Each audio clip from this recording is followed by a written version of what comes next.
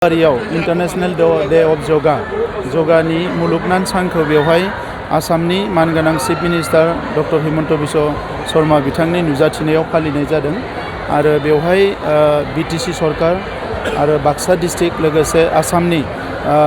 जगानि थाखाय जि मोनसे आयुष्मान कमिटि बानायदों आयुष कमिटि बिथांनिफ्राय बेवहाय बाहागो लादों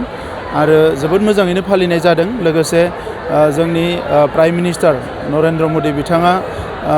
आन्ध्र प्रदेशनि विशाखापत्तनमाव बिथाङा फालिदों। लाख लाख मानसिनि गेजेराव बिथांनि बिबुंथिखौबो बेवहाय खोनासंनाय जादों आरो जों बयबो मिथिगौ वैदिक जुगनिफ्रायनो बेवहाय भारतबर्षआव गोजाम मोनसे प्रेक्टिस जोंनि सावस्रि जोंनि गोसो आरो जोंनि गासैबो साननाय हनायफोरखौ अर्गेनाइज खालामनो बेलेन्सिं खालामनो आरो मोनसे मोजां गोजोननि जिउ खुंनो थाखाय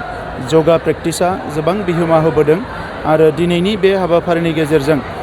आङो सानो जे सारा भारतल' नङा मुलुगावनो दिनै गासै 177 हादोरनिख्रुइ बांसिन हादोराव योगाखौ फालियो आरो बे योगा फालिनाय हादोरफ्राव योगा फालिनाय सुबुंफ्रा फैबाय थानाय समाव गाहाम देहा आरो गोसो मोननो हागोन आं बेखौ मिजिंथिदों। मानास आरो सालबारियाव गोबां खामानि सोलिगासिनो दङ। सालबारिया जोंनि मोनसे साब डिभिजन आरो बेखौ आरोबाव बेवहाय इनफ्रास्ट्राक्चारनिफ्राय लानानै गोबां खामानि मावनो थाखाय मैया मोनायाव जोङो चिफ मिनिस्टार बिथांजों सावरायदों आरो मानासाव जिखिनि फिसा फिसौ जेंनाफोर दङ बेवहाय विड्स होनना बुङो माखासे नाङै हाग्राफ्रा रज'दों जेरावनोखि गांसोनि माने एरियाया खमायलांदों आरो बेवहाय जिखिनि जुनादफोर दङ मोसानिफ्राय लानानै गुबुन गुबुन जुनादफोर बिसोरनि प्रटेक्शननि थाखाय गोदानै एक्सपेडिशन जानाय बे पानबारि एरिया बायदिसिनाफ्राव गोदान रेन्ज अफिस नांगौ गोदानै डिभिजन बानायनांगौ बेवहाय मेन पावार थिसननांगौ बे गासैबो बाथ्राखौ लानानै मैया मोनाबिलियाव जोङो आसामनि चिफ मिनिस्टार बिथांजों सावरायदों आरो लोगोसे बड'लेण्डआव गोदानै मोनसेबाव जोङो वाइल्ड लाइफ सेंचुरिनि थाखाय खालेंदुवार वाइल्ड लाइफ सेंचुरि मुङाव 55 स्कुवेर किल'मिटारनि थाखाय मोनसे गोदान नटिफिकेशन थाखाय जोङो चिफ मिनिस्टार बिथांजों सावरायदों आरो उदालगुरि जिल्लायाव मैदेर आरो मानसिनि जि मोनसे जेंना बेखौ फोजोबनो थाखाय खालेंदुवार जि मोनसे रिजार्भ फरेस्ट बेखौ वाइल्ड लाइफ सेंचुरियाव लांनो हायोब्ला बेवहाय बै ओनसोलाव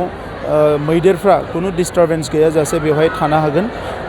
बेफोरखौ लानानैनो मैया सावरायनाय जादों। ओंखायनो फैबाय थानाय समाव मानास आरो सालबारिनि थाखाय मोजां खौरां फैगोन होननानै मानगोनां चिफ मिनिस्टार बिथाङा फोसावदों। जिहेतु लामा मैया गासैखौबो रायज्लायनाय जादों आरो लोगोसे बाक्सा आरो चिरां जिल्लाखौ जि मोनसे फोनांजाबनायनि थाखाय जि दालां नांगौ बेखौबो मैया जिल्ला एबसुआबो सावरायदों आरो बेखौ गासैखौबो चिफ मिनिस्टार बिथांजों सावरायनाय जादों। आं सानो फैबाय थानाय समाव लासैनो ग्रेजुवेलि मोनसेनि उनाव मोनसे खामानिखौ बिथाङा मावफुंगोन। दिनै बे योगायाव बेसेबांसो सुबुं नुजाथिदोंमोन नोंथांमोन? नैबे जायगायाव 2000 सुबुंनि मोनसे टारगेट लानानै खालामनाय जादों नाथाय सारा आसाम नाङै सारा भारत नाङैनो बे योगाखौ फालिनाय जादों।